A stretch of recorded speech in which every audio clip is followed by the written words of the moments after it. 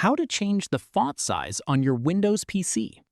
If the text on your screen is too small or too large, you can easily adjust it in just a few steps.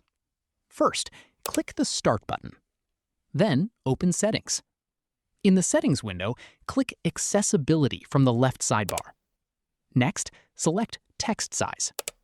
You'll now see a slider that lets you adjust the size of the text displayed throughout Windows. Drag the slider to the right to make the text larger, or drag it to the left to make it smaller. Once you've chosen the size you want, click Apply. Windows will take a few seconds to apply the new text size, and the changes will appear across supported apps, menus, and system windows. Keep in mind that Windows doesn't include a built-in option to change the system font style. If you want to use a different font throughout Windows, you'll need third-party software or advanced registry modifications, which aren't recommended for most users. And that's it! You've successfully changed the font size on your Windows PC. If you found this tutorial helpful, don't forget to like this video, subscribe to the channel, and follow for more Windows tips, tutorials, and the latest tech updates and following. Thanks for watching.